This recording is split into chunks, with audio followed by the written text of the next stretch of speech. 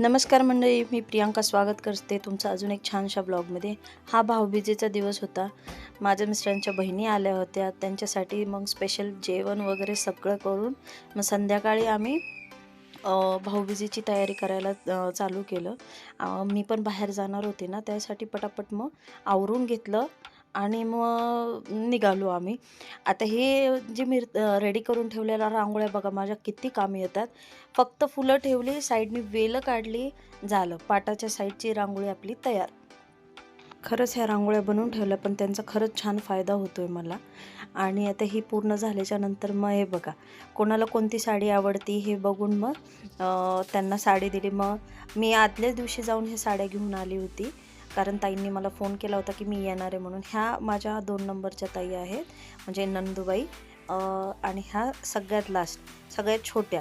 खूप मस्ती मजाक आमचं चालू होतं। ते बघा, काय ना काय बोलायच्या, चिडवायच्या आणि हसायच्या, म्हणायच्या बघा मी व्हिडिओमध्ये छान आली पाहिजे, हां असं झालं पाहिजे। अशीच मजा मस्ती करत आम्ही छान मग भाऊबीज सेलिब्रेट केली। आणि छान आहेत त्या, खूप छान आहेत, हसवतात आणि हसलं म्हणजे छान वाटतं, त्या आल्या की चांगलं वाटतं। ओळून झाल्याच्या नंतर राणीताई म्हणतात, अगं हा माझ्या पायाच पडला नाही। म्हणलं घ्या पडून मस्तपैकी, म्हणून चालली होती आमची मस्ती। ह्या आमच्या 2 नंबरच्या नणंद आणि ह्या 4 नंबरच्या, ह्या सगळ्यात लास्ट आहे, हे यांच्या आधीचे हे।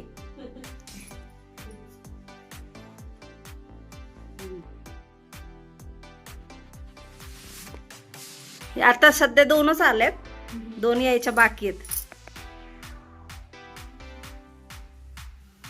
आता ह्यांची भाऊबीज झाली, आता आपली करायला जायचंय। भाऊबीजेच्या हार्दिक शुभेच्छा। भाऊबीजेच्या सगळ्यांना हार्दिक हार्दिक शुभेच्छा। तुम्हा सर्वांना भाऊबीजेच्या हार्दिक शुभेच्छा। आता ह्यांची छान अशी भाऊबीज झालेली आहे। माझा भाऊ गावी आहे, मी 2 दिवसांनी जाणार आहे। आता मी माझ्या मामांच्या घरी जाणार आहे, तिथे भाऊबीज करणार आहे।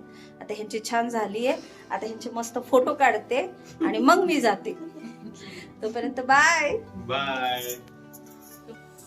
घरातला सगळा कार्यक्रम आवरून मग आम्ही निघालो। मग जाता जाताच मी केळी, परत हे करदुडे वगैरे सगळं घेतलं। आणि दादूला आय फ्लू झाला आहे ना, मग त्याच्यासाठी मेडिसिन वगैरे घेतल्या। आणि मग तसंच आम्ही निघालो मामांच्या घरी।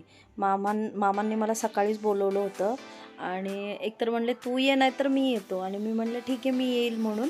आणि सकाळी 10 वाजता जाणारी मी आत्ता संध्याकाळी पोचली आहे। 8:30 पावणे 9 झाले होते, आम्ही आलो होतो।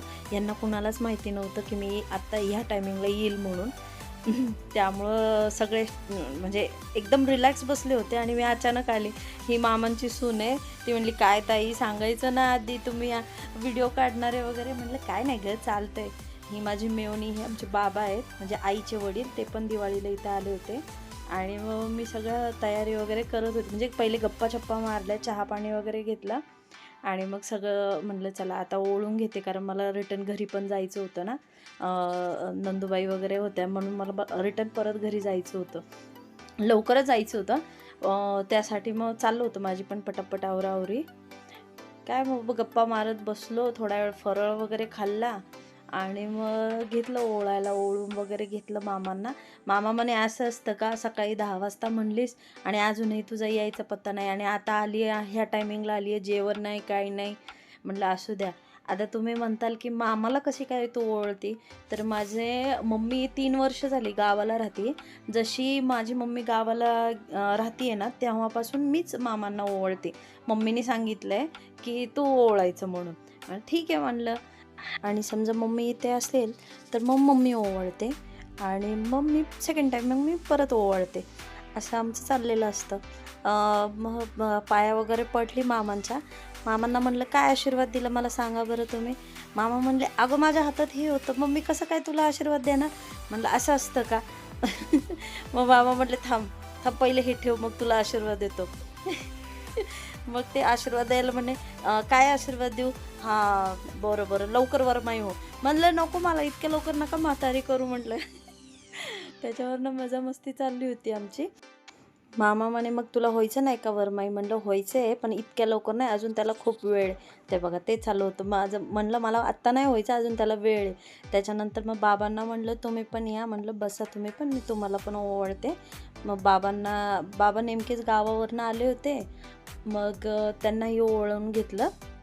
आमच्या बाबांची तर ओवाळतानाच गडबड चालली. थांब अगं मला काहीतरी ओवाळणी काढू दे, तू अचानक सांगितलं, अचानक आली, मला काही सुधरूनच दिलं नाही. म्हणलं असू द्या बाबा, चालतंय काय नाही. ते बघा त्यांचं ओवाळायच्या आधी गडबड चालली होती, काहीतरी पटकन द्यायची. कसं असतं ना आजी आजोबांचं नातवंडांचं प्रेमच वेगळं असतं आहे की नाही. किती छान वाटतं असे. आमच्यात फक्त आता आमचे बाबा एवढे बाबाच राहिले, बाकी इकडं म्हणजे वडिलांचे पण आजी आजोबा वारले, म्हणजे वडिलांचे पण मम्मी पप्पा वारले आणि इकडे पण आईची पण आई वारली. आता एवढे आमचे बाबाच फक्त राहिले. बघा ना त्यांची किती हे चालली, गडबड चालली. आशीर्वाद देताना पण कसं आशीर्वाद देणं छान वाटतं. म्हातारे माणसं घरात असणं खरंच गरजेचे आहेत. मग त्यांना म्हणलं चला आता आपण फोटो काढू. मग मामा आणि बाबां दोघांसोबत मी फोटो वगैरे काढले. आणि आता मी तुम्हाला घरातल्या सगळ्यांची ओळख करून देते. ह्या माझ्या मामी आहेत आणि ही मामांची मुलगी आहे आणि इकडे ही सोनबाई आहे. काय ना मी बोलली होती पण ना बॅकग्राऊंड आवाज एवढा यायला लागला तर मग मला इथं म्यूट करायला लागला. आता आमची भाऊबीज झाली आहे. आता आम्ही निघणार आहे. फराळ वगैरे झालंय, सगळं झालं, चहा पाणी पण झालं. केलंय थोडं खाल्लंय सगळं. बास खूप खाऊ वाटत नाही त्यामुळे नाही खाल्लं. चहा वगैरे झालाय. आता आम्ही इथून निघणार आहोत, घरी जाणार आणि मग जेवण वगैरे करणार. चला तर मग घरी भेटूया. मग छान असे फोटो वगैरे काढून झाल्याच्या नंतर मग आता हळदी कुंकाचा कार्यक्रम आपलं नेहमीप्रमाणे निघताना मग मामींनी हळद कुंकू वगैरे लावलं. आणि त्यांची सूनबाई नकोच म्हणत होती. म्हणले ये अगं काही होत नाही. तिचं पण माझंच नाव आहे, तिचं पण नाव प्रियंका आहे. तिला म्हणले ये काही होत नाही.